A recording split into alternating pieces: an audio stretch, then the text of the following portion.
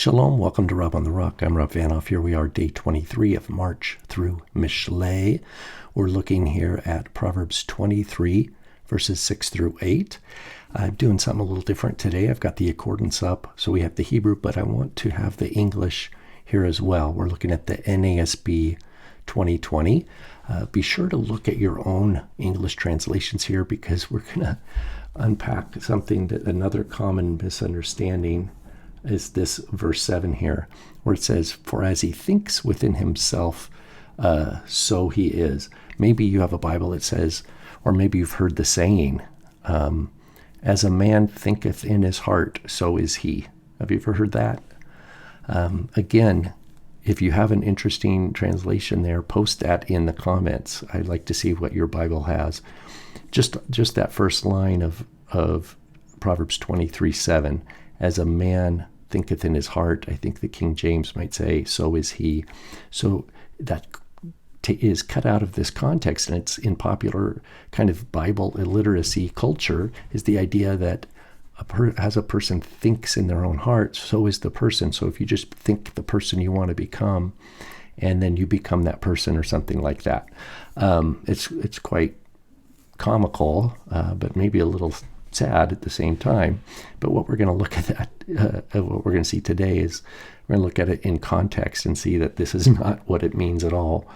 But here, let's look at it. So Proverbs 23:6, we'll look at that one first. It says, "Al tilcham et lechem ra'ayin." Now, ra'ayin is the evil eye. So your Bible, maybe it says the evil eye, do not eat the bread. Al tilcham et lechem. So lechem here is our word bread. Ra'ayin is evil eye. Well, the NASB here puts selfish person. And that's not a bad translation. I'm not mad about selfish person. But evil eye is an important concept, and why not just translate it as evil eye?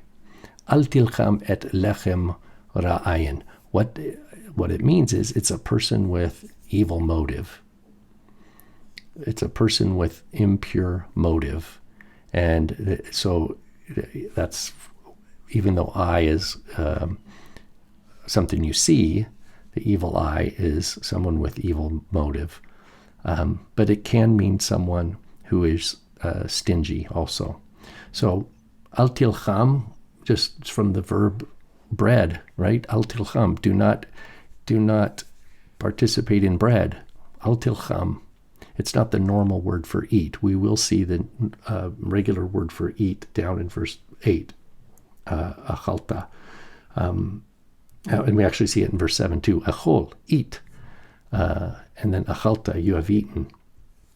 But here it's literally participate in a meal. Al tilcham et lechem ra'ayin. Do not receive a meal with the bread of an evil eye. And then it says, al titav. So here we have what we see as a correcative. That's the bracketed word here, is the one that we're supposed to read, according to the Masoretes. It's just the vocalization is not changed. It's just the presence of this letter yod here, which is just grammatical. It doesn't change the meaning at all. Al titav le'mat amotav. Do not be desirous of his good tastings. Things, it says delicacies. Matamot is from the shoresh tet ayin mem, which is to taste, like we know from the psalm. Ta'amu uru'u kitov Adonai, taste and see that the Lord is good. That's from ta'am, tet ayin mem. But here the noun mata'amot is tasty things. And so tasty things is just translated here understandably as delicacies. So don't desire his delicacies. So why would a person who has a ra'ayin, a person with an evil eye, have desirable delicacies? It's because he's got impure motives. He's got an external appearance like candy, right? Something sweet, something desirable. There's a an allure to participate in this meal, but the person has an evil motive. That's why it says don't do it. So the al here, al plus the tav here is the second person imperfect, means you don't do it. Al ti, right? Al tilcham, al titav. And they both start the same. Don't do it. That's what it means. So it is something that must externally appear pleasing or attractive or desirable. And the Bible is saying, don't do it. Don't be fooled. Now we get to our verse 7 here. Ki kamo sha'ar benafsho kenhu. Ki kamo sha'ar benafsho kenhu. Well, this ki is because. Because, so we have to read verse 7 as a resultant. It's coming on the heels of verse 6. It's not a standalone verse. It's because kamo sha'ar benafsho, the subject of the verb sha'ar, which means it can mean think or calculates, the antecedent is the person with the ra'ayin, the evil eye. It's the person who is offering you bread or his delicacies. That's the subject of the person who's thinking. Ki kamo sha'ar benafsho kenhu, because as he is, his true nature is how he is calculating in his heart.